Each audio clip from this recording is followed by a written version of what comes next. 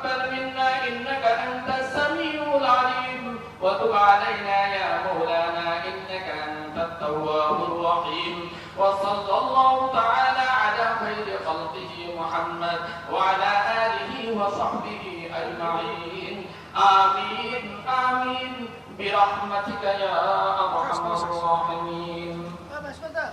মই প্ৰথমতে ঈদুল আজহাৰ শুভেচ্ছা জ্ঞাপন কৰিছোঁ।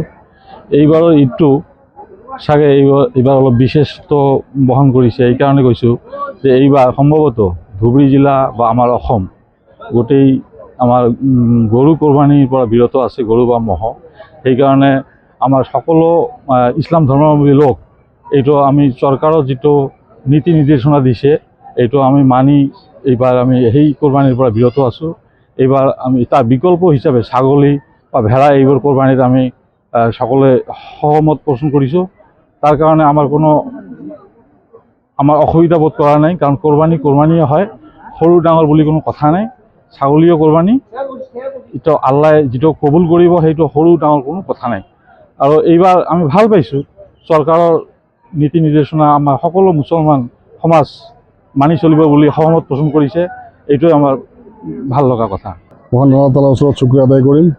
লগতে গোটেই বিশ্ববাসীক আজিৰ এই পবিত্ৰ ঈদুল আজহাৰ পবিত্ৰখনত শান্তি সমৃদ্ধিৰ বাৰ্তা আমি আমাৰ এই ঈদগাহৰ পৰা দিছোঁ, যাতে গোটেই বিশ্বত শান্তিময় হয়। আমি গোটেই ভাৰতবাসী, গোটেই অসমবাসী যাতে শান্তি সম্প্ৰীতিৰে একতাৰ জৰিয়তে একতাৰ বান্ধোনেৰে যাতে বান্ধ খাই আমি আমাৰ অনাগত দিনবোৰ পাৰ কৰিব পাৰোঁ, তাৰ কাৰণে ওপৰৰ ওচৰত আমি দোৱা কৰিছোঁ।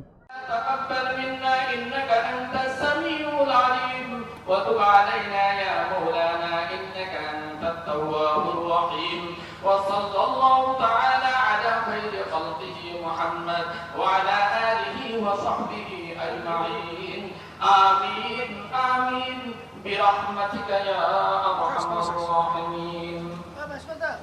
মই প্ৰথমতে ঈদুল আজহাৰ শুভেচ্ছা জ্ঞাপন কৰিছোঁ। এইবাৰৰ ঈদটো চাগে এইবাৰ অলপ বিশেষত্ব বহন কৰিছে। এইকাৰণে কৈছোঁ যে এইবাৰ সম্ভৱতঃ ধুবুৰী জিলা বা আমাৰ অসম গোটেই আমাৰ গৰু কোৰবানীৰ পৰা বিৰত আছে, গৰু বা ম'হ। সেইকাৰণে আমাৰ সকলো ইছলাম ধৰ্মাৱলম্বী লোক এইটো আমি চৰকাৰৰ যিটো নীতি নিৰ্দেশনা দিছে এইটো আমি মানি এইবাৰ আমি সেই কোৰবানীৰ পৰা বিৰত আছোঁ।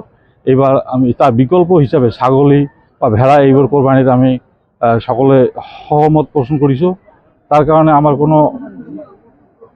অসুবিধা বোধ কৰা নাই, কাৰণ কোৰবানীয়ে হয়, সৰু ডাঙৰ বুলি কোনো কথা নাই। ছাগলীও কোৰবানী, এইটো আল্লাই যিটো কবুল কৰিব সেইটো সৰু ডাঙৰ কোনো কথা নাই। আৰু এইবাৰ আমি ভাল পাইছোঁ চৰকাৰৰ নীতি নিৰ্দেশনা আমাৰ সকলো মুছলমান সমাজ মানি চলিব বুলি সহমত পোষণ কৰিছে।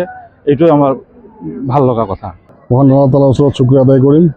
লগতে গোটেই বিশ্ববাসীক আজিৰ এই পবিত্ৰ ঈদুল আজহাৰ পবিত্ৰখনত শান্তি সমৃদ্ধিৰ বাৰ্তা আমি আমাৰ এই ঈদগাহৰ পৰা দিছোঁ, যাতে গোটেই বিশ্বত শান্তিময় হয়। আমি গোটেই ভাৰতবাসী, গোটেই অসমবাসী যাতে শান্তি সম্প্ৰীতিৰে একতাৰ জৰিয়তে একতাৰ বান্ধোনেৰে যাতে বান্ধ খাই আমি আমাৰ অনাগত দিনবোৰ পাৰ কৰিব পাৰোঁ, তাৰ কাৰণে ওপৰৰ ওচৰত আমি দোৱা কৰিছোঁ।